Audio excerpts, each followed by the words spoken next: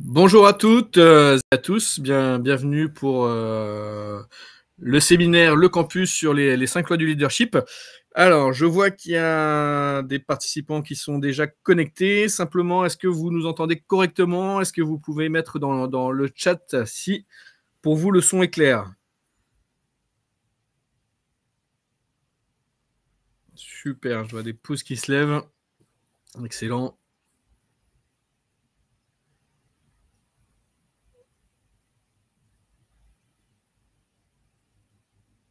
Nickel.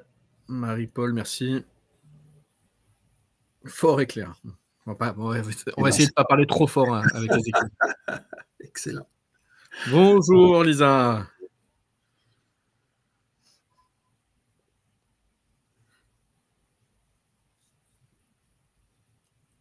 Hop, on va attendre une petite seconde que les retardataires se connectent à la conférence. Et puis, on va vous introduire tout ça avec Ézéchiel.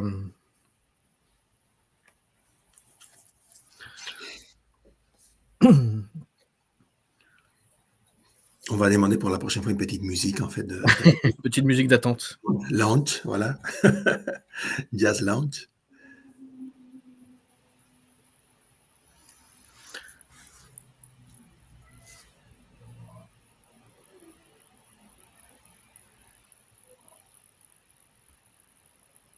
Ok, bon. On va commencer. Donc, un grand merci à toutes et à tous d'être connectés aujourd'hui pour notre webinaire sur les 5 lois du leadership. Je me présente, je m'appelle Alexandre Lehellé, je suis consultant associé au sein du cabinet Ellie Partner. Ellie Partner, qu'est-ce que c'est? C'est, comme son nom l'indique, Leadership Instead Partner. C'est quoi? C'est comment remettre finalement du leadership dans les projets de nos clients, que ça soit au niveau du développement des hommes, des équipes, des projets en eux-mêmes.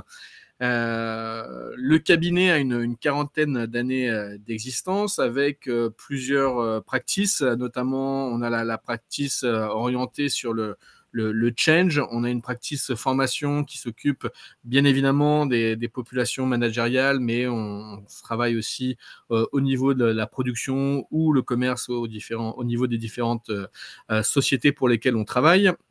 On a une partie qui est assimilée au coaching sur site de nos clients et on a également une practice audit et conseil. Et enfin, on a une practice recrutement et placement. Alors, je vous présente très rapidement le cabinet Ellie Partner parce que c'est pas le sujet aujourd'hui de notre conférence. Le sujet, c'est les 5 lois du leadership. Et puis, pour faire un petit peu différemment de ce qu'on a l'habitude de faire, on s'est dit, tiens, vu qu'on va parler du leadership, pourquoi pas inviter à ce webinaire un spécialiste en France du leadership et qui représente aussi un nom international. Donc, je vous présente ici Ézéchiel Terrol qui va animer avec moi. Alors, c'est plus lui qui va parler parce que moi, je vais être là pour lui poser des questions et le relancer si besoin. Ézéchiel est le représentant francophonie, c'est même plus large que ça, de Maxwell Leadership. L'idée, c'est qu'on puisse partager avec Ézéchiel et ce qui nous amène aussi. Nous, on a créé finalement un partenariat avec Ézéchiel et Maxwell Leadership sur la partie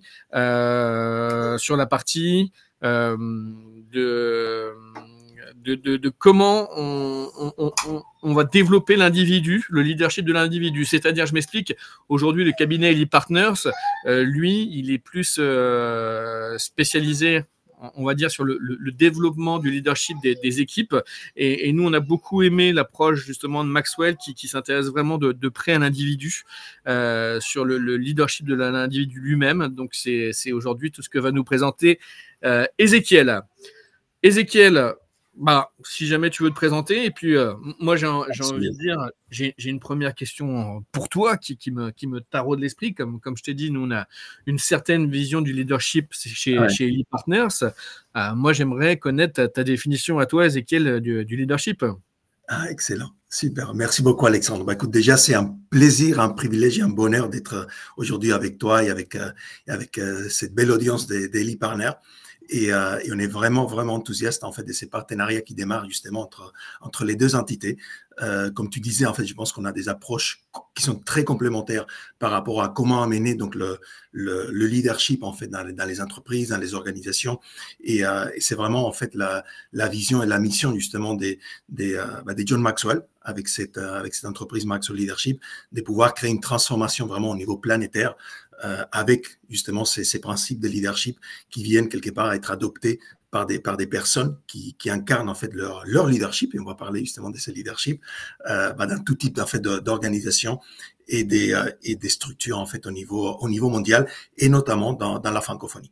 Et donc j'ai eu en fait le privilège en fait justement d'être de pouvoir avoir donc de la part des John justement en 2018, je me suis certifié en tant que coach conférencier formateur avec la méthode Maxwell en 2015, où je commençais justement à accompagner des dirigeants, des managers et d'entrepreneurs et leurs équipes. Et en même temps, j'étais, je dirais, enfin effectivement d'une carrière de 20 ans au niveau des multinationales. Donc j'ai eu justement des postes de responsabilité dans des entreprises comme Microsoft, Oracle, Nortel, d'accord, toujours effectivement à l'international et sur des postes en fait des stratégies, marketing, vente, même si j'ai commencé en fait en tant qu'ingénieur R&D puisque je suis ingénieur télécom à la base. Et par la suite, donc comme je disais, en fait, j'ai travaillé justement pour accompagner les leaders, les dirigeants sur 4 piliers: leadership et communication, acquisition et développement des clientèles, mindset entrepreneurial et éducation financière. Et donc dans ces cadres-là, c'est là en fait que nous avons justement établi un partenariat avec John Maxwell, qui nous a dit voilà, j'ai une vision d'impacter justement les 8 milliards de personnes sur la planète et donc de développer des leaders. Aujourd'hui, il y a plus de 6 millions de leaders au niveau mondial qui se sont formés en fait avec les principes de leadership des Maxwell. Et donc l'idée c'était de dire comment il m'a dit comment tu peux m'aider justement à porter tout ce que nous avons déjà en anglais dans le monde anglophone en fait dans la francophonie. Et donc aujourd'hui, justement, l'idée c'est de dire ok, quand on a parlé ensemble, Alexandre et Antoine, vous me disiez voilà l'approche que nous avons justement au niveau du leadership, qui est une approche beaucoup de dire voilà, on va accompagner en fait un leader, il nous engage pour accompagner les équipes. Comment on crée du leadership au niveau des équipes. Et la question qui m'est venue, c'était ok, et le leader lui-même, en fait, comment il développe justement ses compétences de leadership, comment il grandit en fait au niveau de son leadership, parce que justement tu posais la question quelle est la définition de leadership. John en fait il a une définition très simple qui est de dire que le leadership c'est de l'influence. D'accord, on va voir tout à l'heure en fait la loi numéro 2 justement de ces lois du leadership. Il y en a 21 lois du leadership et 5 niveaux de leadership d'ailleurs. Il dit justement que le leadership se mesure à l'influence que nous avons. Et donc ça, c'est bien parce que finalement, ça veut dire quoi? Ça veut dire que nous avons tous un certain degré d'influence avec les personnes justement qui sont autour de nous. Donc nous sommes tous potentiellement des leaders. Nous pouvons justement exercer un leadership. D'accord? Et l'autre aspect qui est important, la loi numéro 1, en fait, c'est la loi du plafonnement qui dit qu'en fait, le niveau de leadership d'une personne, d'accord, son niveau, on va dire de 1 à 10, si le leader, il est effectivement, on va dire, un leader avec un leadership dans la moyenne, en 5, son organisation, elle ne va pas pouvoir en fait dépasser, d'accord, ce niveau de leadership. Ça va agir en fait comme un plafond en verre. Et donc, c'est important aussi justement de pouvoir travailler le leadership en fait de la personne pour qu'il puisse le remonter et donc pouvoir permettre à ses équipes et à son organisation de grandir. Et donc ça, en fait, c'est un petit peu la vision, on va dire, si je synthétise vraiment beaucoup, la vision du leadership au niveau de Maxwell, d'accord. Donc cette notion de dire voilà, le leadership, c'est de l'influence. On a un plafond de leadership qu'on a besoin de relever, nos équipes, mais aussi moi en tant que leader. Et la troisième loi qui est très intéressante du leadership, qui est la loi du processus, qui dit finalement en fait que le leadership se développe jour après jour et pas du jour au lendemain. Et donc ça veut dire quoi? Ça veut dire que on doit, quelque part, ça donne de l'espoir en fait à toute personne. Parce qu'on est, donc alors aujourd'hui on va parler justement de ces leaders en entreprise. Et la réalité, c'est que nous pouvons tous effectivement incarner ces leaderships et en fait, nous avons le temps de le faire. Moi, ce que j'avais bien aimé, Ézéchiel, si tu me permets de te couper, absolument. C'est quand on avait échangé ensemble, tu m'avais donné un peu une image sur, alors tu vas peut-être en parler plus tard, mais sur le développement du leadership à hauteur de peut-être 1% par semaine. qui peut en soi être peu, mais quand tu mets ça sur une année, c'est ça, si je dis pas de bêtises? Oui, oui, c'est ça en fait. Donc, Johnny, il aime bien nous dire que le leadership, en fait, il y a pas des micro-ondes de leadership parce que parfois on a des personnes qui vont dans des événements, qui viennent dans des formations, dans un webinaire comme ça aujourd'hui. Et aujourd'hui, clairement, on va pas réussir en fait à créer de la transformation chez les personnes juste avec ce qu'on va voir ici aujourd'hui. Par contre, ça va probablement créer en fait, je l'espère, une étincelle, une envie justement des personnes de continuer en fait ce voyage, de démarrer peut-être ce voyage et de créer justement un changement, voilà, à partir de maintenant, chaque jour. Et donc, ce que je vous disais, c'est que voilà, si on réussit à changer effectivement 1%, améliorer 1% son leadership par semaine avec des actions concrètes, ça veut dire qu'au bout d'un an, on a amélioré son leadership de 50%. Donc, on a quand même créé, donc si on était effectivement un leader de niveau 5, on peut passer effectivement à être un leader de niveau 6, 7, 8, et donc amener en fait notre organisation avec nous. Du coup, il n'y a pas des micro-ondes de leadership, c'est plutôt un plat mijoté. Donc, c'est lui que vous choisissez, d'accord? Mais donc, on va pas faire 10 secondes au micro-ondes, le leader, il est prêt, mais on va déclencher un processus qui permet justement de s'améliorer soi-même et améliorer avec ses équipes. Absolument. Merci Ézéchiel. On peut peut-être poser la question, avant que tu rentres dans le vif du sujet, Ézéchiel, à nos participants qui sont ici présents. C'est peut-être qu'est-ce que ça évoque pour vous le leadership et aussi qu'est-ce que vous êtes peut-être venu chercher à travers ce webinaire pour justement développer soit votre leadership, soit le leadership de vos équipes. Donc n'hésitez pas à nous dire, à écrire dans le chat, dans quelques petits mots. Comme ça peut aussi nous aider à orienter certaines réponses avec Ézéchiel. Donc, n'hésitez pas. Super. Ouais, donc, quelles sont vos attentes, effectivement, par rapport à cette séance? Est-ce qu'il y a des choses particulières que vous êtes venu chercher à la vue, justement, du titre, en fait, de la séance? Donc, n'hésitez pas de nous laisser ça dans le chat.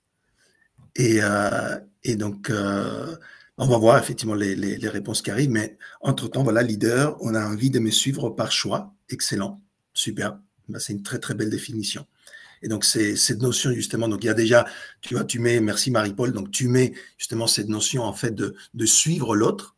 Et donc, c'est ça qui est très intéressant, c'est-à-dire qu'un leader, John nous dit, en fait, qu'un leader, c'est celui qui connaît le chemin, qui emprunte le chemin et qui est capable de montrer le chemin à d'autres. Donc, quand on montre le chemin à d'autres, si on a effectivement cette influence, ces personnes vont avoir envie tout à fait de nous suivre. Donc, il y a cette notion des leaders et des suiveurs et ils le font par choix et pas parce qu'ils sont effectivement obligés.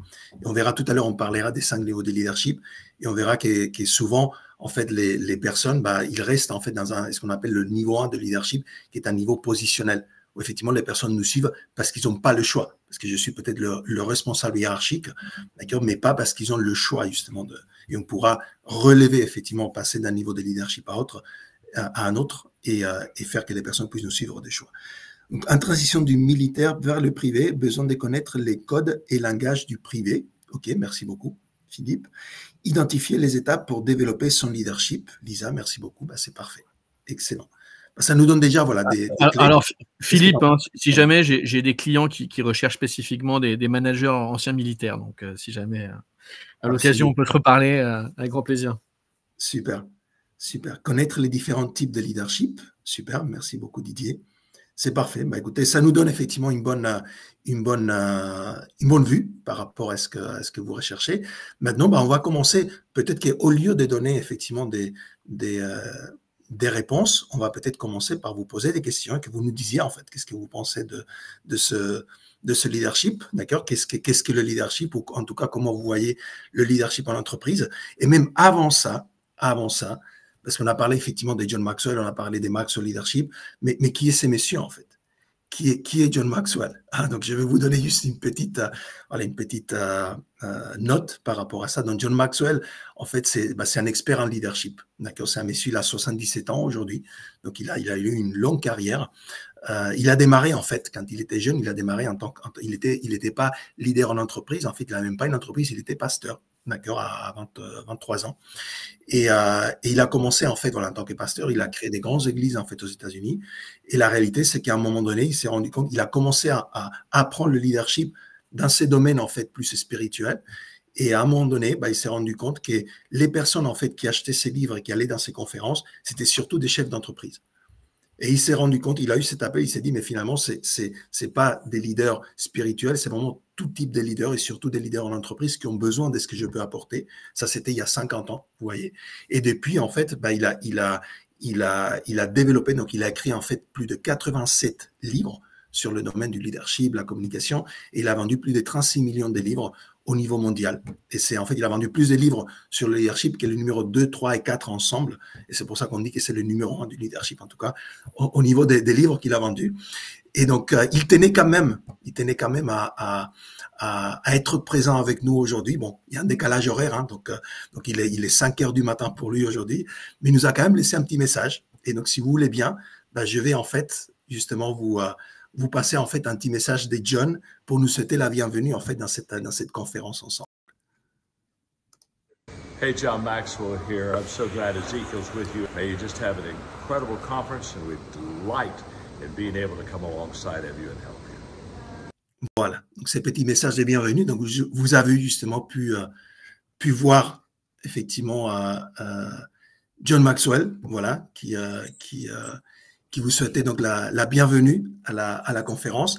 Et donc là, ce que j'ai envie justement, c'est de pouvoir vous poser des questions. En fait, par rapport à ce qui était OK pour ça, Alexandre? Parfait, impeccable. Je te laisse la main, mon cher Ezekiel. Super, génial. Alors, on va passer justement à ces questions, d'accord? Donc, ça va être très simple l'exercice. À la limite, Ezekiel, moi, je vais être là en support à partir de maintenant et te dire, par exemple, Nathalie qui nous dit que le leadership se développe aussi en fonction du contexte du business challenge et de la culture de l'entreprise. Absolument, super. Eh ben, c'est très, très, très bien. Et j'adore effectivement ces notions de comment le leadership se développe. Et j'irai même à une étape plus loin, c'est quel est l'impact que nous avons quand nous incarnons notre leadership, justement dans le développement de la culture de l'entreprise. C'est un aspect effectivement qui est intéressant, c'est de dire voilà, comment on peut développer une culture intentionnelle de leadership au niveau de l'entreprise. Donc cette culture dont Nathalie nous parle effectivement dans ce commentaire, en entreprise, et ce qu'il faut comprendre, c'est que la question, c'est pas de savoir si on a une culture dans l'entreprise. Il y a toujours une culture dans l'entreprise. Mais la question, ça va être de savoir quelle est cette culture. Et la réalité, en fait, c'est que si nous n'avons pas travaillé de façon intentionnelle à développer une certaine culture, en fait, c'est comme un jardin. D'accord, un jardin, je ne sais pas si vous avez un jardin chez vous, d'accord, ou au moins des plantes, d'accord. Si on n'en prend pas soin, qu'est-ce qui se passe? C'est qu'il y a des choses qui poussent. Ouais, donc, il y a on appelle ça des mauvaises herbes, si on n'a pas pris soin, mais il y a quelque chose qui pousse. La culture d'entreprise, c'est exactement la même chose. Il y a quelque chose qui pousse. Si on est intentionnel, si on en prend soin, si on crée une belle culture, ça va être une bonne culture. Et donc, nous, à nouveau, dans l'environnement Maxwell, on parle d'une culture intentionnelle de leadership. Et on a justement la possibilité donc de la définir, de l'impacter. Et même si nous arrivons dans une organisation existante déjà, on a la possibilité justement de la faire évoluer. Parce que la culture, en fait, c'est un reflet de quoi? C'est un reflet du langage que nous utilisons, c'est un reflet des comportements que nous avons, c'est un reflet des systèmes que nous avons en place, c'est un reflet, en fait, des valeurs, en fait, que nous avons aussi. Et donc, ça évolue. Une entreprise peut avoir des valeurs.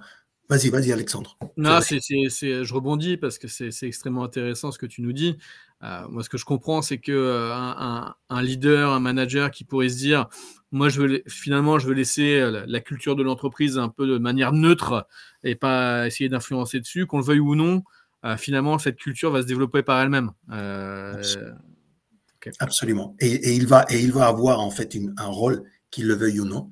Donc, soit effectivement, on prend sa responsabilité et on a un impact positif sur la culture, soit on décide de ne pas prendre sa responsabilité, de ne pas incarner effectivement ce leadership. Et là, on va laisser faire.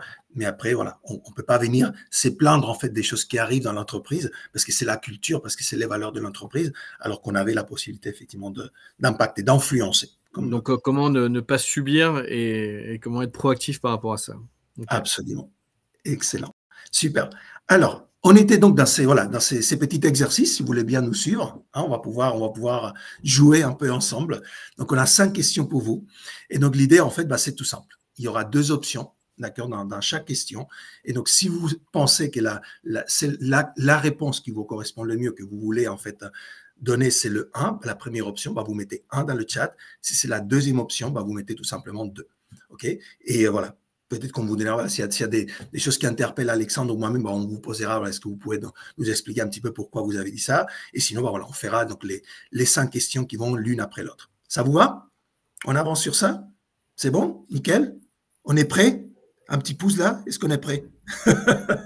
Est-ce qu'on est prêt pour se lancer justement? Je vais tester le pouce. Ah bah voilà, super. Merci Lisa. Excellent. Génial. Alors, ah bah voilà, super Alexandre, Antoine, génial. Alors, première question. Est-ce qu'il est préférable de se concentrer sur sa compétence ou sur l'amélioration de son engagement? Ok, donc option numéro 1, c'est préférable que je me concentre sur ma compétence.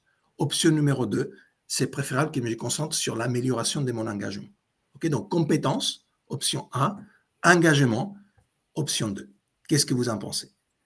Lisa, elle a shooté sur le 1 et ensuite on a Marie-Paul, Sandra, Belvalet qui disent 2. OK. Donc on a 75% 2 et 25% 1. Ah, il y a beaucoup plus de 2 maintenant. Ah ouais, on est 80% 2. Waouh! Excellent. Option 2. Les deux, il nous dit Marie-Paul, super. Avec un petit smiley. Excellent, super. Bon, bah, c'est génial, super. Donc je vois quand même qu'il n'y a pas effectivement je dirais un 100% effectivement d'accord sur la question. Super. J'ai curiosité. Passons à la question numéro 2. Qu'est-ce que vous en pensez ici? Alors, numéro 2. Est-ce qu'il est préférable de montrer que vous êtes courageux, option numéro 1, ou alors option numéro 2, que vous êtes sûr et stable? OK, donc option numéro 1, je montre que je suis courageux. Option numéro 2, je montre que je suis sûr et stable. Top. D'accord, 2, 1. De Rodat qui nous dit. Excellent. Donc, on est à nouveau, effectivement, à 80-90%, effectivement, option 2, mais il y en a quelques-uns sur le 1. Donc, on a Lisa, on a Rodat qui sont plutôt des courageux, et les autres qui mettent plus l'accent sur le sûr et stable. Et on n'a pas effectivement une unanimité. OK, nice. Allez, allons sur la question numéro 3. Question numéro 3. Est-ce que c'est préférable pour vous d'être un bon communicateur ou d'avoir une bonne écoute? Donc, option numéro 1, bon communicateur ou communicatrice. Option numéro 2, avoir une bonne écoute.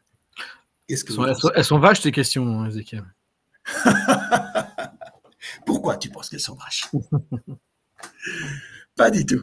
Parce qu'il faut se positionner. Donc, Ah bah oui, il faut se positionner. Mais ça, c'est un leader, doit prendre des décisions. Donc, ça serait facile de mettre les deux, comme Nathalie. Comme beaucoup le disent dans le chat, mais moi j'ai compris qu'il fallait choisir. Donc. Absolument. Donc, on commence à voir de plus en plus qui disent les deux. Ok, donc bon communicateur, bonne écoute. Ouais, même on pourrait argumenter effectivement que celui qui a une bonne écoute, c'est un bon communicateur aussi. Donc, il faut avoir une bonne écoute pour avoir une bonne communication. Voilà, écoute active, dit Nathalie, super. Merci. Donc, 1 et 2, les deux primordial.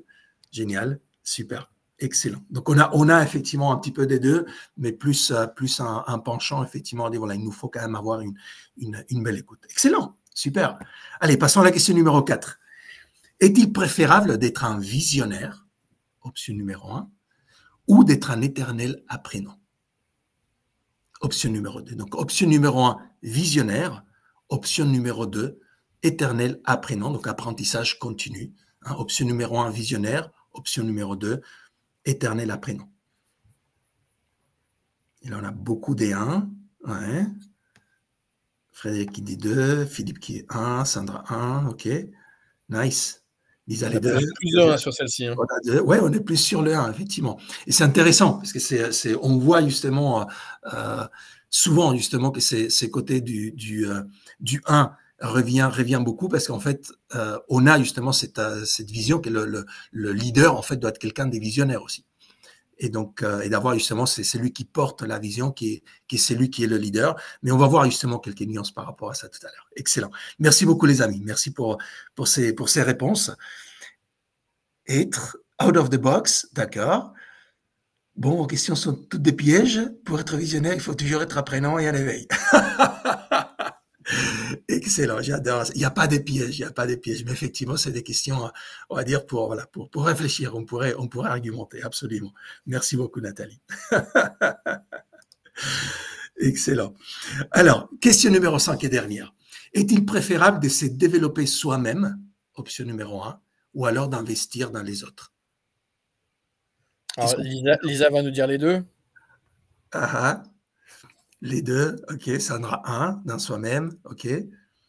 Antoine nous dit 1. Je suis feignante, donc 2. Ok, ce sont les autres qui se développent. Excellent. Super. Numéro 2. Génial. Merci Frédéric. Je dirais les deux. Là, Dérodate. Super. On apprend beaucoup des autres. Ah, excellent. Voilà. Là, c'est vraiment le bon mix, en fait, des deux. Excellent. Super. Bah, écoutez, merci beaucoup. Merci pour votre participation et votre bonne humeur. C'est excellent. Alors, quelle est la solution? Qu'est-ce que tu en penses, Alexandre? La solution, c'est un peu piégeux parce qu'effectivement, on a envie de se dire que chacune des questions est correcte. Comme je l'ai dit, la complémentarité, la différence peut-être de l'approche Maxwell et de la nôtre, nous, là, on va faire un focus sur les équipes. Connaissant un peu ton approche, j'ai envie de dire toutes les réponses qui vont développer le leader par lui-même. Je dirais ça. Excellent. Super. Bah, effectivement, tu as raison. Toutes les réponses, effectivement, sont bonnes. Donc, félicitations à vous tous et toutes, parce que vous avez tous, effectivement, eu des bonnes réponses. En fait, toutes ces aspects qu'on mentionnait font partie, en fait, de ce que John appelle les 21 qualités d'un leader. D'accord, les 21 qualités d'un leader. Ok, donc on voit ici, voilà, caractère, charisme, engagement, communication, compétence.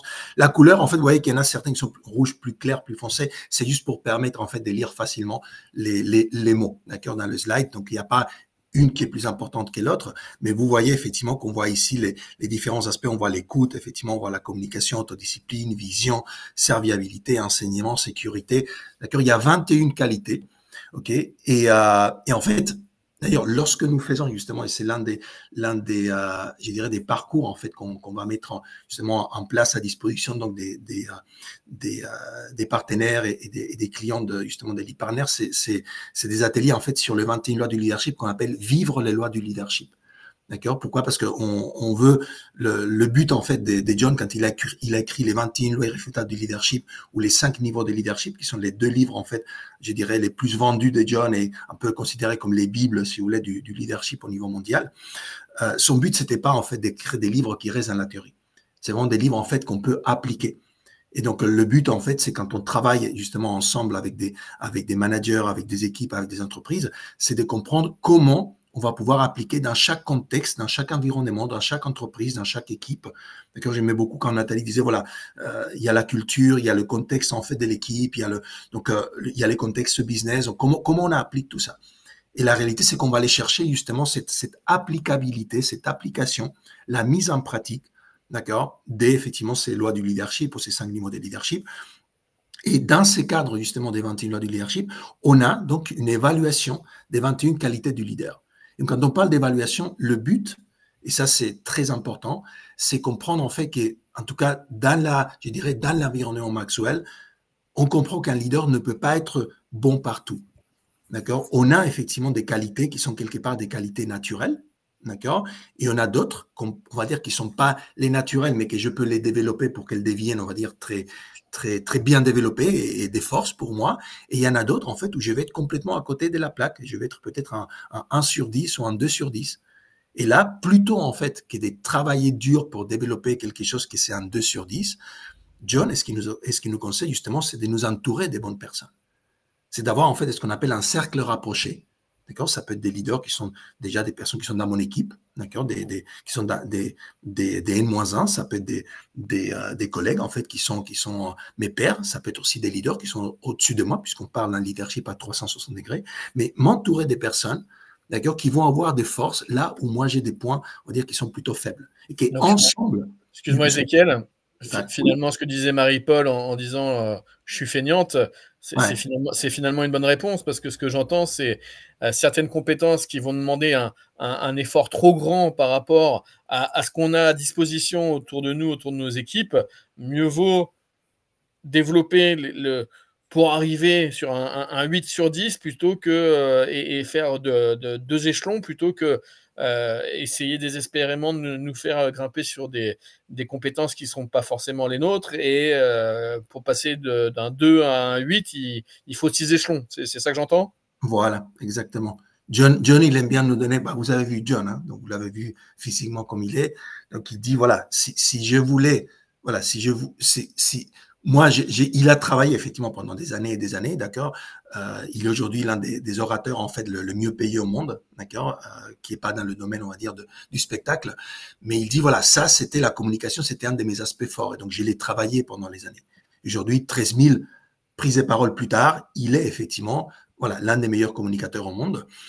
Mais il dit, voilà, si je voulais être en fait une danseuse des ballets, par exemple, l'effort que je devrais faire pour remonter un petit peu, hein, parce que voilà, au niveau danseuse des ballets, il est probablement 0,5 sur 10, d'accord. Donc, pour monter quelques pourcentages là, d'accord, serait tellement énorme et le résultat serait tellement médiocre que ça vaut pas la peine. Je préfère effectivement, voilà, que mes petites filles, par exemple, fassent du ballet, fassent de la danse, et on puisse aller les voir danser, qu'on passe effectivement un bon moment en famille. Donc, ça sera elles, en fait, qui vont apporter ces points forts, justement, dans la famille. Et donc, dans une équipe, c'est exactement la même chose. D'accord? On va aller, comme disait Alexandre, aller chercher effectivement ces points où je suis un 6, un 7, un 8 et pouvoir les remonter.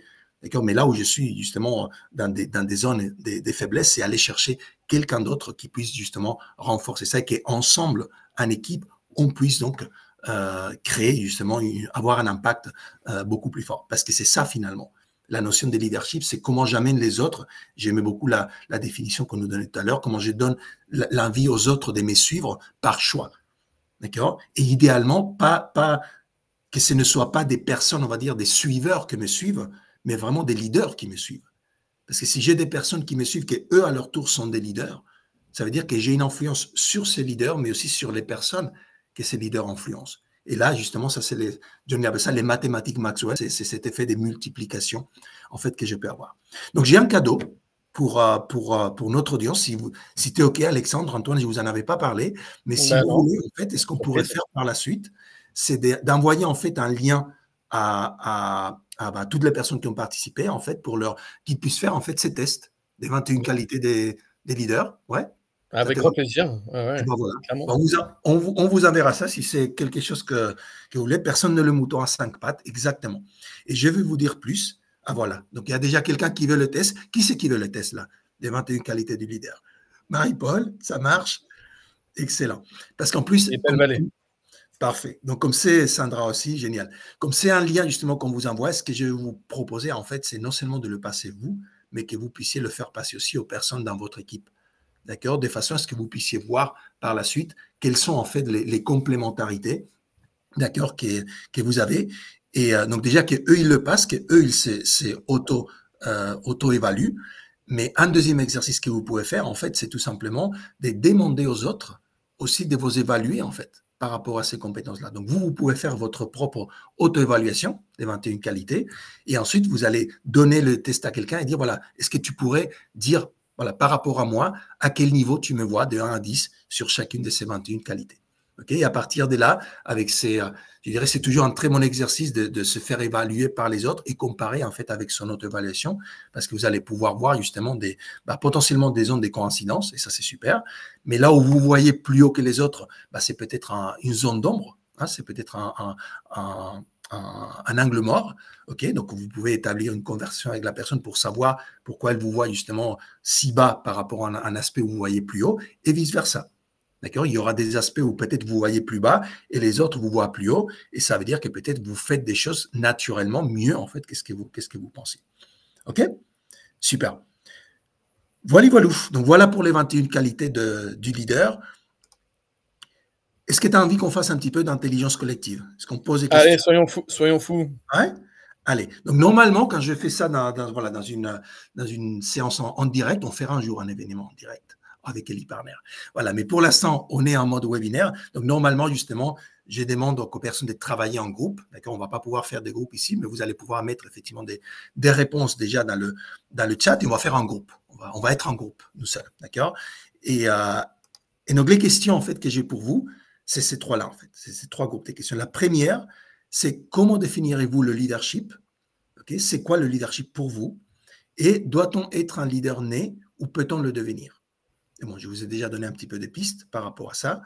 Mais déjà, voilà, quelle est en fait cette notion de qu'est-ce que vous comprenez par leadership? D'accord? Question numéro 2. Quels bénéfices concrets pourrait l'entreprise tirer si elle choisit des leaders à la tête des différentes fonctions? Okay, donc, j'ai la fonction RH, j'ai la fonction IT, j'ai le CEO, le responsable d'opération. D'accord? Donc, si j'ai choisi justement des personnes qui correspondent en fait à cette notion des leadership que j'ai en tête. Et 3, quels sont selon vous les principaux défis auxquels les leaders sont confrontés aujourd'hui dans l'entreprise et comment les surmonter? OK. Et donc, je vais vous inviter effectivement, voilà, déjà si vous avez des réponses qui vous viennent par rapport à 1, 2 ou 3, d'accord, pouvoir les mettre effectivement dans les chats. Mais je pense qu'on pourrait même en fait faire un exercice ou même après le webinaire, on peut envoyer effectivement ces questions dans un questionnaire, par exemple en Google Form, aux personnes qui ont participé, ceux qui veulent répondre effectivement au questionnaire et après on pourrait éditer en fait les réponses et faire une sorte de petit livre blanc en fait avec justement les problématiques et les aspects en fait qui reviennent de façon récurrente. Ça te va? J'ai le droit de jouer moi aussi, Ezekiel, ou pas? Absolument. Vas-y, mon ami. Allez, pendant que les autres mettent effectivement des réponses là, qu'est-ce que tu nous dirais? Moi, il y a quelque chose qui m'est apparu très rapidement sur la question numéro 3. Quels sont, selon vous, les principaux défis auxquels les leaders sont confrontés aujourd'hui dans l'entreprise et comment les surmonter? Tu nous as montré que finalement, le leadership, c'était avoir de l'influence auprès des personnes dans son entreprise et puis surtout influencer des influenceurs. C'est ça que j'ai retenu. Ouais. Et c'est ça qui répond, j'imagine, un petit peu à la question numéro 2, sur le fait que ça permet à l'entreprise de développer sa culture, et sa culture de leadership. Et sur le numéro 3, comme ça, parce que j'en parle beaucoup en ce moment avec pas mal de managers, et il y en a beaucoup qui me disent, mais aujourd'hui, comment on fait pour avoir du leadership avec des personnes qu'on manage qui ont 22 ans et d'autres personnes qu'on manage qui en ont 58. Voilà, ça m'est apparu comme ça. Un des principaux, je pense qu'il y en a plein des défis auxquels est confronté le leader, mais il y a celui-là qui me vient en tête. Super. Excellent. C'est des très, très belles questions et j'aime beaucoup en fait parce que justement cette notion tu as parlé justement de cette notion de leadership intergénérationnel, si tu veux. Et en fait là, tu vois, ces derniers mois en fait, j'ai beaucoup travaillé, en fait, j'ai beaucoup engagé avec la communauté RH. On a fait le salon justement des solutions RH à Paris. J'ai eu la chance d'être en fait à Abidjan au mois de juin pour les Journées africaines des ressources humaines. À Algérie, il y a 2 semaines, en fait, pour un événement qui s'appelle HR Connect, où on a travaillé justement avec 400 RH et dirigeants d'entreprises, en fait, des plus grosses entreprises en Algérie. Et c'est intéressant parce que quand on parle de cette notion de leadership intergénérationnel, il parle du conflit des générations. Tu vois, il dit, oui, un des sujets, c'est le conflit des générations. Et je leur dis, mais est-ce que vous réalisez que vous êtes, en fait, les gardiens quelque part, vous êtes ceux qui apportent en fait l'aspect humain dans l'entreprise, puisque vous êtes ceux qui est les responsables de la fonction RH, et vous parlez des conflits. Comment vous voulez que les personnes à l'intérieur de l'entreprise ne soient pas déjà à la base dans une situation de tension? Pourquoi ne pas parler plutôt d'harmonie en fait intergénérationnelle? Tu vois, comment on crée effectivement l'harmonie entre ces différentes générations? Parce que la réalité, c'est que nous sommes tous des personnes et oui, on peut effectivement se classer classer les personnes par leur génération ou le moment où ils sont nés et du coup, quels sont quelques aspects culturels plus ou moins communs des personnes. Mais la réalité, c'est que nous avons tous des choses à apporter aux autres. Si nous faisons quelque chose qui est de dire, essayer de comprendre l'autre, d'accord, et de voir comment je peux ajouter un maximum de valeur et comment cette personne peut m'ajouter un maximum de valeur. Je te donne 2 exemples, en fait. Premier exemple, c'est justement des RH qui disent, oui, mais aujourd'hui, les jeunes en fait, ils disent qu'ils ont fait le tour des postes en 6 mois. Et on peut pas faire tourner tous les postes, en fait, avec cette cadence, changer des postes 2 fois par an. D'accord? Et j'ai dit, OK, je l'entends. Mais quand j'ai démarré, en fait, par exemple, mon travail chez Nortel à l'époque, c'était début des années 2000, d'accord? On nous a envoyé, en fait, un mois en Londres pour apprendre toute la gamme, en fait, nous former sur les produits, en fait, des fibres optiques qui étaient, d'accord, j'étais ingénieur avant-vente, tous les produits. Aujourd'hui, en fait, la technologie a tellement avancé qu'on peut avoir toutes ces connaissances beaucoup plus rapidement.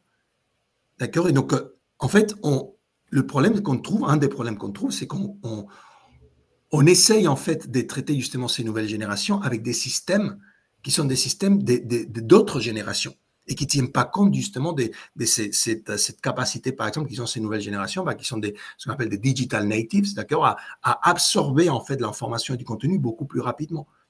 Et donc, oui, on leur dit justement qu'ils ont une sorte d'impatience, mais la réalité, c'est que peut-être ils ont une sorte d'impatience dans des situations où nous, on serait aussi impatients. Quand on a fait le tour de quelque chose, on a envie de quelque chose de nouveau. La question, c'est comment je garde effectivement, qu'est-ce que je donne à ces nouvelles générations comme développement, quel est le plan de développement que je donne. Et en fait, le plan de développement que j'ai donné il y a 15 ans ou il y a 20 ans ne sert plus. C'est d'autres philosophies de développement. Et c'est peut-être des philosophies de développement plus appliquées, où je m'engage avec la personne, où je lui permets, non seulement j'essaie de lui ajouter de la valeur, mais je lui permets de m'ajouter de la valeur. Et le deuxième exemple, c'est ça, en fait. L'entreprise ne doit jamais se reposer sur ses lauriers. Et je rebondis sur une réponse que j'ai vu apparaître tout à l'heure. Alors, il y a plein de réponses, Ezekiel, je ne sais pas si tu as vu. Mais une des réponses qui disait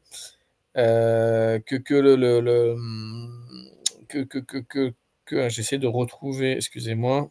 Ouais. Une des réponses qui disait que finalement la transformation des entreprises est de plus en plus présente, mais j'irai au-delà, c'est-à-dire qu'aujourd'hui on parle de transformation constante. Finalement, là où il y a 10 ans, on avait des gros projets de transformation puisque on allait changer un ERP, on allait changer un CRM, on allait changer une méthode de vente, on allait changer une orientation produit. Mais aujourd'hui, on se rend compte que justement la transformation est omniprésente et finalement, ça revient à ce que tu disais, Ezekiel, il faut constamment innover dans le développement finalement. Absolument. Excellent. Merci. Waouh, je suis en train de lire comme ça les réponses. C'est formidable. Merci beaucoup. Merci pour ces beaux partages. Et donc, comme on disait, effectivement, pour finir avec ces points-là, justement, de comment on peut justement innover, par exemple, au niveau de l'interaction avec les nouvelles générations, il y a quelque chose qui a démarré il y a quelques années déjà dans beaucoup d'entreprises. C'est en fait le reverse mentoring, par exemple. C'est effectivement le fait d'avoir des jeunes qui arrivent dans l'entreprise, qui vont mentorer, d'accord, des anciens, des dirigeants, d'accord, le PDG de la boîte qui prend en fait un mentor jeune. Donc en fait, il y a un couple qui s'est fait, d'accord, un binôme entre un dirigeant ou quelqu'un justement de très haut placé et des personnes qui arrivent, des jeunes qui arrivent dans l'entreprise, d'accord. Et oui, effectivement, il y a le mentoring classique où la personne plus senior dans l'entreprise peut justement ajouter de la valeur à cette personne plus jeune par rapport à certains aspects de l'entreprise, du métier, etc. Mais la personne plus jeune est capable aussi d'apporter de la valeur, est capable d'aider. Par exemple, on parlait de la technologie. D'accord, combien des dirigeants, combien des managers ont du mal en fait avec ces aspects technologiques, d'accord, et parfois c'est une question de ne pas avoir en fait de la vulnérabilité, d'accord, de permettre à d'autres, parfois des jeunes, de pouvoir les aider en fait là-dedans. Et je suis certain que quand on permet à quelqu'un justement d'apporter de la valeur à d'autres et d'aider les autres à se développer, cette personne elle est motivée, elle en retire en fait un sentiment justement des réalisations, quand on peut aider justement quelqu'un d'autre à se développer. Et ça, il y a très peu d'entreprises aujourd'hui qui le font dans leur plan de développement des jeunes, de dire comment ces nouvelles générations peuvent justement apporter de la valeur à l'entreprise et pas être vues juste comme effectivement cette force de travail qui arrive, qu'il va falloir former, qu'il va falloir développer, mais en fait, elle a une valeur intrinsèque déjà, qui va nous aider non seulement à comprendre de nouvelles technologies, mais qui va nous aider à comprendre le marché actuel, Hein, combien d'entreprises en fait ont pas pris justement des virages en fait des transformations et qui ont échoué parce qu'ils n'ont pas été capables en fait d'aller vers les transformations qui le marché suivait. Hein, il y a des exemples classiques avec le smartphone, avec la photo numérique, d'accord, avec le cloud. Enfin, il y a énormément d'exemples comme ça et d'entreprises qui n'ont pas forcément pris ces virages parce qu'ils n'ont pas été capables en fait d'observer le marché. Et une des façons d'observer les marchés, c'est de voir justement qu'est-ce que ces nouvelles générations nous apportent. C'est là où tu te positionnes en tant que vieux, mon cher Ézéchiel. Hein. Et tu m'as même dit que quand tu avais commencé, le cloud s'appelait pas le cloud, de mémoire. Non, c'était le hosting services. Voilà. Absolument. Écoute, maintenant, dans moins d'un mois, j'aurai 50 ans, tu vois, je vais démarrer la deuxième moitié de ma vie. Donc effectivement, ouais, j'aime bien me faire mentorer par les jeunes qui arrivent dans mon organisation et qui m'aident donc avec certains aspects avec lesquels je préfère ne plus justement je préfère me concentrer sur les choses où je peux passer d'un 8 à un 10 ou d'un 7 à un 9 et laisser d'autres aspects justement déléguer d'autres aspects à d'autres. Excellent. Merci Alexandre. Waouh, j'adore. Merci beaucoup pour toutes vos contributions. Honnêtement, c'est formidable. C'est génial. Et on prendra effectivement ces chats et on va vous les mettre à disposition parce que c'est vraiment très intéressant. Il y a de belles choses, effectivement. Merci beaucoup. Il nous reste un petit quart d'heure, Ézéchiel. Super. Je fais le timekeeper comme ça aussi. Ouais, c'est parfait. Bah, écoute, je suis multifonction aujourd'hui. Ouais, génial. Bah, écoute, si tu veux, on peut parler, parce qu'on nous a demandé au début de comment améliorer son leadership, quels sont les différents types de leadership. On peut faire, tu vois, peut-être deux slides en fait déjà sur les 5 niveaux de leadership, expliquer un petit peu ce que c'est ça, que c'est 5 niveaux de leadership. Et il y a un autre slide en fait sur quelques aspects, quelques mythes en fait du leadership et de l'influence, d'accord, parce que parfois on arrive justement dans ces sujets du leadership, on n'est pas très clair et parfois on a des idées un petit peu confuses, d'accord, et on a des personnes qui pensent qu'ils sont des bons leaders parce que, et on va voir quels sont ces mythes-là. Ça te va? On peut faire ça? Et ensuite, on ouvre en fait pour des questions-réponses que vous pouvez mettre sur le chat. Génial. Merci.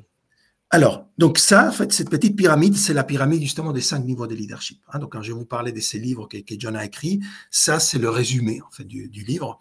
Et on a en fait d'ailleurs un atelier justement où on travaille en profondeur. Donc, ces 5 niveaux de leadership et comment les appliquer, d'accord, à chaque je dirais, division, chaque équipe au niveau de l'entreprise. Donc, qu'est-ce que les 5 niveaux de leadership nous disent? Ils nous disent en fait que chaque personne entretient en fait une relation de leadership avec chacune des autres personnes autour d'elle, d'accord, et que cette relation de leadership est d'un certain niveau. Ok. Et donc, par exemple, le niveau numéro 1, qui est le plus bas, c'est le niveau des positions, qui est basé sur le droit. Les personnes nous suivent parce qu'elles y sont contraintes. C'est quoi ça? Ben, ça, c'est effectivement, j'embauche quelqu'un dans mon équipe. La première chose que j'ai une relation des positions avec cette personne. Je suis le chef de cette personne. D'accord? Ou moi, j'arrive dans une nouvelle organisation, j'ai des supérieurs hiérarchiques, donc un niveau de position par rapport à ces personnes, et j'ai potentiellement des personnes qui me reportent, et donc j'ai aussi une relation de position par rapport à cette personne. Donc nous commençons toujours dans un leadership de niveau 1, des positions. Le problème, c'est quand on y reste trop longtemps. D'accord. Et aujourd'hui, en entreprise, on a entre 70 et 77% des managers, d'accord, qui sont dans ces niveaux-là parce qu'ils ne savent pas comment faire autrement. Okay. Ça me fait penser, je me permets de rebondir, Ézéchiel, dans les managers que je peux rencontrer également, il y en a beaucoup qui me font part de certains ont une problématique où ils avaient la même fonction, si tu veux, avant que leurs subordonnés. Ils faisaient partie de l'équipe et puis ils ont été promus managers. Voilà, donc promus managers, c'est parfois ils ont une énorme complexité à pouvoir se positionner en tant que leader parce qu'ils ont changé de rôle et puis avant c'était des copains, maintenant c'est plus la même chose, donc ça me fait un peu penser à ça, la première étape, la position. Absolument. C'est compliqué. Enfin, moi, je suis passé par là aussi dans mon premier rôle de management chez Microsoft. C'était très intéressant. Mais justement, comment on peut faire pour aller à la suite? Eh bien, il y a effectivement cette partie. Donc, le niveau 2, c'est le niveau permission. D'accord? Le niveau permission, c'est quoi? Il est basé sur les relations, sur la connexion. Si on est capable, en fait, d'établir une connexion avec cette personne, d'accord? Allez trouver quelque part, Johnny nous dit, allez chercher, en fait, le 1% que vous avez en commun avec toute personne et donnez-y 100%. D'accord? Donc, allez trouver qu'est-ce que vous avez en commun avec cette personne et misser, en fait, à 100% sur cet aspect-là pour créer une connexion. D'accord? Créer la connexion, justement, c'est ce qui va faire que les personnes vont commencer à vouloir nous suivre. D'accord? Ils ne sont pas obligés, mais ils vont le faire parce qu'ils veulent. On a cette connexion. D'accord? Et ça, d'un point de vue d'un leader, c'est quoi? Ça ne veut pas dire en fait qu'on doit faire copain avec tout le monde, aller prendre, d'accord, des verres, voilà, d'accord, au happy hour après le bureau. Et parce que ça, parfois, c'est justement dans ces cas où tu disais, Alexandre, la personne qui a été collègue en fait de quelqu'un d'autre et qui devient manager, il y a effectivement toute une série de choses des dynamiques qui s'étaient mises en place. Comment on redonne effectivement ce côté autorité à la personne. Bien, ce côté autorité de la personne, il va falloir le gagner. D'accord? Ce côté, on voit que le niveau 5, c'est le niveau du respect. D'accord? Le respect, il se gagne en fait, il ne se demande pas. En fait, dans ces 5 niveaux de leadership, il n'y a que le niveau 1 et le niveau 5 qu'on nous donne. Le niveau 1, on nous le donne quand il y a une nouvelle position. D'accord? J'arrive dans une équipe, quelqu'un arrive dans mon équipe, c'est niveau 1. Le niveau 5, le sommet, d'accord, c'est quand j'étais un super bon leader, j'ai développé plein de leaders autour de moi, et quelque part, c'est un peu la reconnaissance à ma vie en tant que leader. C'est un peu comme les Oscars honorifiques qu'on donne à des acteurs ou des actrices pour toute leur carrière. Pas pour un film, mais pour toute leur carrière. Ça, c'est le niveau 5. Mais au milieu, niveau 2, 3, 4, je dois être très intentionnel en tant que leader pour développer ces niveaux de leadership avec chaque personne. Donc, le niveau 2, on a dit c'est la permission, c'est basé sur la relation. Niveau 3, c'est la production, c'est basé sur les résultats. Je dois produire des résultats moi-même et produire des résultats avec cette personne, avec mes équipes. Quand je fais ça, je suis dans un niveau 3 de leadership. Et niveau 4, c'est le développement des personnes, c'est la reproduction. Je me reproduis en tant que leader, je vais investir justement sur d'autres personnes, comme on disait tout à l'heure, et je vais les aider en fait à devenir des meilleurs leaders.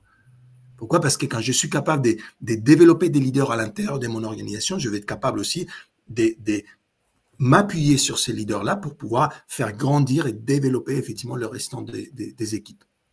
Okay? Et donc, je choisis, d'accord, avec chaque personne, quel niveau de leadership j'établis. Et vous voyez, parce qu'on a une forme de pyramide. Pourquoi? Parce qu'il y a on va dire, de moins en moins de leaders qui arrivent effectivement, qui passent du niveau 1 au 2, au 3, au 4, au 5.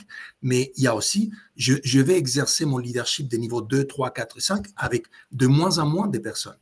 D'accord? Donc, je vais avoir effectivement un certain nombre de personnes avec qui j'établis une relation, un certain nombre de personnes plus réduites peut-être avec qui je génère des résultats. Et après, je vais certainement me focaliser à développer un nombre plus réduit de personnes dans ce groupe en fait plus large que j'ai. Okay? Mais ça, c'est effectivement quand on parle des 5 niveaux de leadership, c'est ça. Voilà, on ne va pas aller plus loin parce que voilà, on n'aura pas le temps aujourd'hui, mais c'est un parcours effectivement voilà, qu'on peut faire avec les personnes qui sont intéressées. Okay? Je vois qu'on est à 53. Est-ce que tu veux qu'on ouvre plutôt pour des questions? On fait quelques questions-réponses? Bah écoute, et après, allons-y, oui. Ouais, et après, c'est ceux qui voudront effectivement, voilà, s'il y a qui veulent rester, qui veulent qu'on voit un petit peu d'autres contenus, on pourra le faire. Mais voilà, donc si vous avez des questions. Alors, juste peut-être, avant de basculer sur les questions, en 2 minutes, peut-être nous parler des lois juste de manière globale, sans rentrer dans le détail. Oui, absolument. Ok, super, il n'y a pas de souci. Donc effectivement, les 21 lois du leadership, donc 21 lois du leadership, c'est ce deuxième livre en fait que John a écrit. Et donc globalement, pourquoi on parle de lois? Parce qu'en fait, c'est des principes qui fonctionnent partout. C'est comme les lois de la physique. La loi de la gravité, elle fonctionne partout, dans tout pays, toutes circonstances, d'accord, tout temps. Et donc, ces principes de leadership que John a appelés les 21 lois du leadership, c'est la même chose. Ils fonctionnent vraiment partout, toute entreprise, tout pays, indépendamment du sexe de la personne, de l'âge de la personne, de la génération de la personne, ça fonctionne partout. Donc, si on est capable de les appliquer, d'accord, on sera capable effectivement de faire que les personnes nous suivent. D'accord? Comme disait Nathalie tout au début. Okay? Et donc, l'aspect important des lois, c'est que personne ne fait bien les 21 lois du leadership. D'accord? Même John, il dit qu'il est dans la moyenne ou en dessous de la moyenne sur 5 de 21. Ça veut dire presque 25% des lois. D'accord? Donc, ça veut dire quoi? Ça veut dire que pour pouvoir être un bon leader, j'ai besoin d'être en équipe. je vous disais tout à l'heure, chercher un cercle rapproché qui va venir faire bien des choses que moi, je ne fais pas bien. Et avec le loi du leadership, c'est la même chose. D'accord? Je peux être un leader visionnaire. Comme on disait, John, il dit, voilà, je suis un leader très visionnaire, mais je suis un moins bon navigateur. D'accord? Il est pas bon pour quelque part prendre cette vision et driver en fait les opérations au quotidien, faire que les équipes avancent au quotidien vers cette vision. Pour ça, il a choisi un CEO, un PDG qui l'accompagne, s'appelle Mark Cole, et entre les deux, ils ont justement cette puissance d'avoir justement la vision et le côté navigation, qui est donc la loi numéro 4 de leadership. Ça te va comme résumé? C'est parfait, merci beaucoup, C'est parfait. mon cher Ézéchiel. Peut-être aussi, avant de basculer sur des questions-réponses, peut-être parler de ce que toi tu peux proposer, parce que Marie-Paul pose la question sur le type d'accompagnement que tu peux proposer.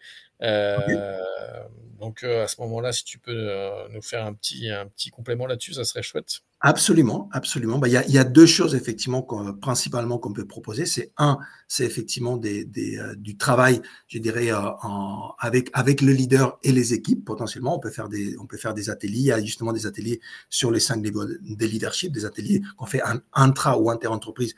Donc sur les 5 niveaux de leadership et sur les 21 lois du leadership. D'ailleurs, j'ai John ici qui nous parle, donc si vous voulez, dans justement cet aspect des 5 niveaux de leadership, très rapide. Hi, my name is John Maxwell, and welcome today to the 5 Levels of Leadership Workshop. The 5 Levels of Leadership has been life-changing for many people who really wanted to grow as a leader. Though what leadership really is, it's a process. And it is a way to measure yourself on how well you're doing as a leader. One of the things I love about this workshop is it begins to teach what I call common language.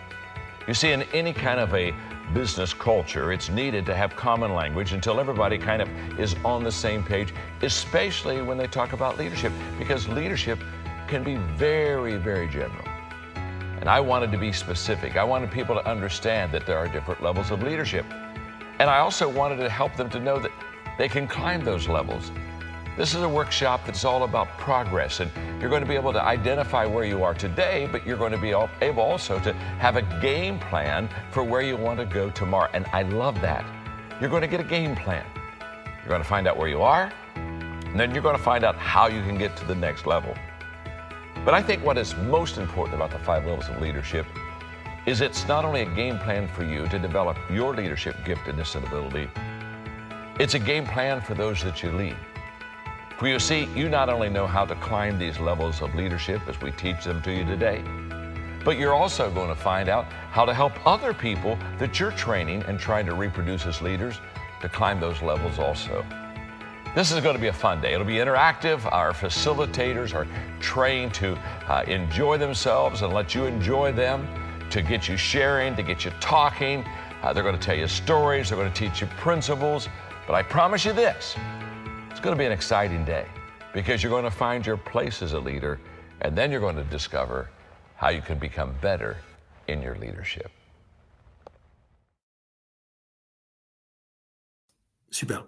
Donc ça c'est effectivement ces ateliers effectivement sur les 5 niveaux de leadership, les 21 lois. On peut travailler donc avec vous et vos équipes potentiellement justement en comment appliquer, donc de façon vraiment très pratique. Hein. C'est toujours les principes en fait de Maxwell Leadership et que j'ai retrouvé aussi avec Ellie Partner, c'est qu'il y a toujours 3 promesses en fait qu'on vous fait. La première, c'est que vous allez avoir des prises de conscience et des remises en question, donc des idées, des déclics, d'accord, qui vous permettent d'avancer.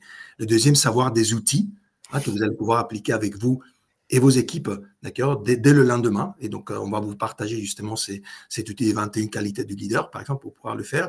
Et d'ailleurs, on a un autre outil qu'on veut vous offrir, en fait, c'est justement une évaluation de votre niveau de leadership. Donc, si Alexandre et Antoine sont OK, on vous partagera ça. Avec grand plaisir.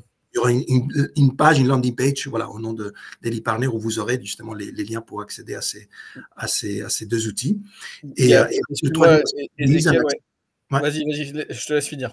Le troisième aspect, c'est des mises en action, justement, pour un plan d'action très concret. D'accord? Et c'est ce qu'on fait lors de ces ateliers, c'est qu'on ressort justement avec un plan d'action sur comment appliquer les lois, comment justement appliquer, voilà, et augmenter en fait le niveau de leadership par rapport à ses équipes et chaque personne dans ses équipes aussi par rapport aux autres collaborateurs. Vas-y, mon ami. Oui, excuse-moi, il y a Belle Vallée qui demandait sur le chat si ils pourront avoir les supports. Je pense qu'en prenant rendez-vous, comme ça, on pourra échanger les informations avec grand plaisir, j'imagine, Belle Vallée, pour répondre à cette question. Super. Good. Il est 14h, Ézéchiel. On imagine que des personnes doivent avoir des obligations. Il y a Doroda qui nous a dit qu'il était obligé de nous quitter et qui nous remercie beaucoup pour ce webinaire vivant et intéressant. Merci, c'est grâce à vous aussi et à toutes vos contributions. Ceux qui doivent nous quitter, un grand merci à vous. Avec plaisir, n'hésitez pas à prendre rendez-vous avec Ézéchiel. Vous pouvez cliquer sur... vous avez une bannière normalement en haut et on fera un plaisir d'échanger avec vous. Merci Frédéric aussi pour les contributions. Merci Marie-Paul. Merci Nathalie. Interactif grâce à vous également. Merci Lisa, très interactif aussi et du bon contenu. Nous, ça nous a fait extrêmement plaisir de vous avoir. Ézéchiel, tu veux peut-être dire un dernier petit mot? Oui, écoute, merci beaucoup à vous. C'était vraiment un plaisir, un bonheur et un privilège de partager ces moments avec vous. Et donc, un dernier mot, effectivement, on va pouvoir peut-être se quitter avec ça, une petite vidéo justement où John présente un peu Maxwell Leadership de façon globale et cet aspect, l'autre aspect dans lequel on peut vous accompagner, c'est des parcours justement des développements de votre leadership individuel. John, effectivement, et dans Maxwell Leadership, on parle du leadership au sens large et on parle d'un leadership holistique où on va travailler les compétences en leadership, mais aussi les compétences en communication et les compétences en coaching. Pour nous, le tout leader et tout dirigeant et tout manager devrait avoir en fait ces trois compétences. Et donc, on a des parcours, effectivement, un certificat exécutif en leadership transformationnel. On a une certification Maxwell Leadership. Et donc, si c'est OK pour toi, Alexandre, on peut justement lancer cette vidéo. Avec grand plaisir. Quand tu lances la vidéo, Ézéchiel, est-ce que tu peux décocher le sous-titrage automatique en anglais? Parce que comme on a des beaux sous-titres en français qui ont été faits, c'est dommage qu'on ne puisse pas les lire. Voilà. Je n'ai pas vu effectivement ces sous-titres. D'accord, paramètres. OK. Ça, il faut que je vois. Je ne sais pas où c'est les paramètres pour le... Normalement, tu dois avoir CC sur YouTube. D'accord. Oui, d'accord. OK, ça marche. Bon, voilà. On fera ça pour la prochaine fois. Effectivement, c'est dommage. Bon, on vous envoie ça et vous verrez, de toute façon, je pense, dans la page, vous pourrez voir aussi la vidéo. Mais voilà, avec ça, en tout cas, voilà, sachez que c'était un vrai plaisir, un bonheur et un privilège d'être avec vous. Merci beaucoup, Alexandre. Merci beaucoup. Un grand merci à toi, Ézéchiel. Cette belle opportunité. Et on se quitte justement avec John qui nous présente, donc qui nous envoie ces messages de transformation pour le monde entier. Our phones are always on. The news cycle is 24/7. And today's problems look bigger than they ever have. In response to such brokenness, it is easy to feel like we are powerless. How could one alone respond to the needs of the world?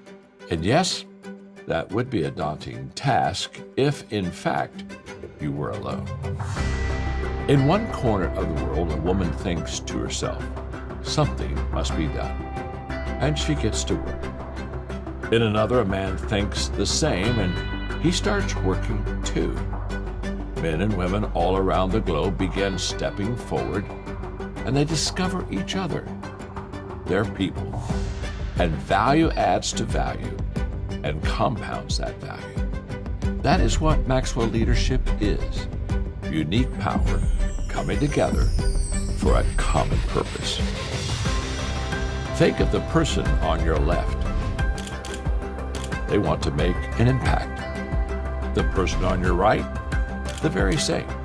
They also want to make an impact. That passion, combined with your action, makes transformation possible. It's because of your mission and your movement that the world is changing every day. Our team, 50,000 strong, is adding value in more than 150 countries. People are discovering their true potential. Businesses are cultivating their teams into leaders. transformation tables have equipped nearly 1.5 million people to live out their values. Our youth programs have empowered more than 2 million kids to confidently lead themselves and others. And it's happening because you took your step forward and discovered your people. Today, we are the biggest coaching organization impacting the world.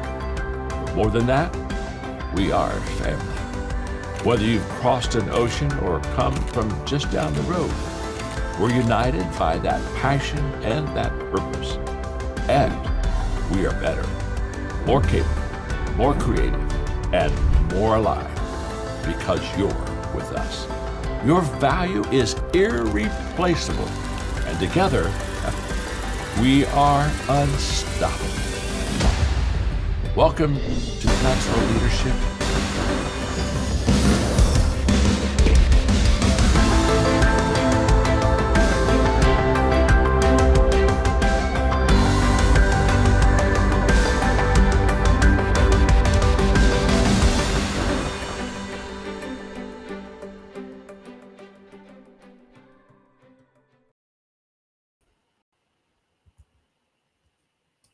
Voilà.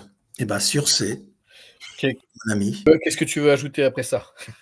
Écoute, après ça, on vous attend. Voilà, si vous souhaitez effectivement faire partie de ces mouvements des leaders qui grandissent chaque jour. John l'a dit, on est plus de 53 000 leaders formés, certifiés au niveau mondial. Presque 1000 dans la francophonie. On est cette semaine à 993. Donc, les prochains 7 qui sont inscrits, ils feront partie des 1000 premiers membres, qui sont les membres fondateurs de la plateforme. Donc, on vous encourage effectivement à revenir vers Antoine, Alexandre et Elie Parner et voilà, vous interroger sur comment nous pouvons justement travailler ensemble. Ça sera vraiment un plaisir, un bonheur et un privilège de pouvoir faire ça avec vous. Merci beaucoup à Alexandre et merci Antoine. C'est toujours bon de trouver justement des personnes qui ont ces belles valeurs, en fait, avec qui on peut impacter le monde. Un grand merci à toi, Ézéchiel. Un grand merci à Antoine, Karine, Gamy, Guillaume, Humo, Lisa, Marie-Yolande, Marie-Paul, Mazuko, Philippe, Régis et j'en passe, et je ne vais pas citer tout le monde. Un grand merci à vous tous pour vos contributions et à très bientôt, j'espère. À très bientôt, les amis. Merci. Au revoir, Ézéchiel. Ciao, bye bye.